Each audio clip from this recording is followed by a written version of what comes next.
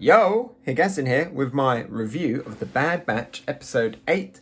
A little bit delayed because I kind of forgot to do it. I wasn't really in a good mood to do it anyway at the time. So yeah, sorry about that. But here it is now. I just did my Loki review. So now let's do the Bad Batch one. So we're on the Scrap Planet still. I didn't realise because I haven't played the game that the Scrap Planet actually comes from Jedi Fallen Order. Which is actually really cool connection, tying a lot of the universe together, which is actually really awesome. I was like, how many scrap planets are there in Star Wars? It's okay, it was an established scrap planet, but there's still quite a lot of scrap planets in Star Wars. But yeah, the episode, it was pretty good actually, this episode. A very action-packed episode. Crosshairs came back and he was after the Bad Batch, hunting them down. It was great to see that kind of chase between the two and how he knew everything that they were going to do because he was one of them. You know, even though he's got the chip and he's very much an Imperial, that side of him still remains where he can think like the Bad Batch sometimes and just know how to track them down. And equally, they knew how he was thinking and they know how to get away from him as well. And it was just this constant back and forth. You got an ion engine to the face, you know, further making him scarred, further changing him, making him look different. He kind of looked like Dengar at the end. I wonder if we're going to get like a kind of a bit of metal or something on his face at the end of this. He's slowly going to become probably more and more like a Death Trooper, you know. When we saw those first Death Troopers, they seem very robotic. So maybe that's kind of where Crosshair is going to be slowly going, you know.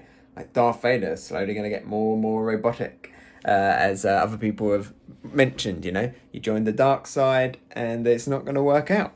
But yeah, we saw Crosshair, we saw somebody else at the end of this episode that is just the best, but we'll get to that in a little bit.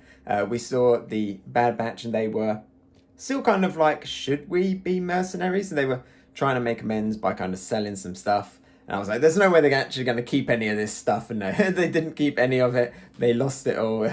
Bracca had a torpedo that he just threw at someone. Who needs a cannon when you just have Bracca just throwing the torpedoes around? So again, another kind of botch mission. I would like, you know, every time they kind of do a good mission, it's like off screen, like, oh, we got a lizard, and let's actually see them get a little bit of success. Again, they are debating, should we be mercenaries? I hope that they do kind of stay as that. As I said before, I don't want them to be joining up with the rebellion unless they go a different route and they go like full on partisan route. But would they do that with Omega? I'm not sure. Speaking of Omega, the bounty hunters have come for Omega because Omega is the one that they want, that they need. The Kaminoans is they need Omega. Something special about Omega, and we don't know why. And one bounty hunter isn't enough, so they've hired some more. The Empire don't care about Omega. They're just like, just kill them all, get them out the way. Then we can move on with our plan of galactic domination. The Kaminoans are like, no. We need corporate domination. We need our money, so we need Omega. So they hire another bounty hunter, and it is Cad Bane. The second I heard that voice, he's off screen. The second you hear that kind of you know, I can't remember exactly what he said, but he was just like well, look what we got here. And you see the stick and you see a hat. I'm like, yes! He's even got his little droid there as well. And it was great to see him. Head straight away, straight Western vibes, you know. He was so cool. He did the showdown with his gun. He got the shot off first. Is it going to be edited so that Hunter gets a shot off? You know, Cad Bane shot first. And he won. The bounty hunter won, and we're on another cliffhanger again. Omega has been taken.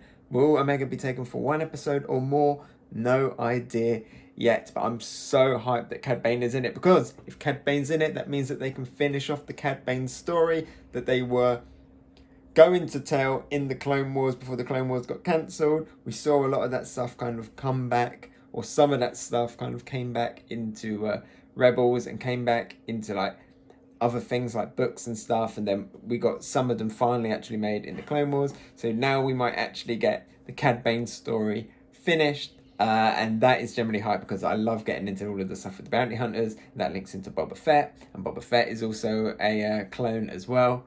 So yeah, very interesting. Could end up having kind of two big Boba Fett stuff this year with Book of Boba Fett as well. So, hyped. I'm just hyped because we have Cad Bane. Just an appearance of Cad Bane instantly made this, like, the beginning of this episode was pretty much just, oh, it's going to be another Crosshair is chasing them around episode. And I was like, okay, well, it's fun, but is that all it's going to be? And then Cad Bane at the end. I'm like, woohoo! Yes, let's go. Let's have the Cad Bane show. All right, and that's my review.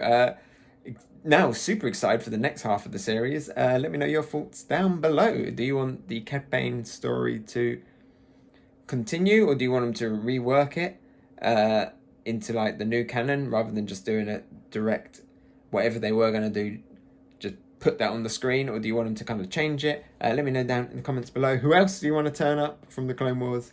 Okay, bye!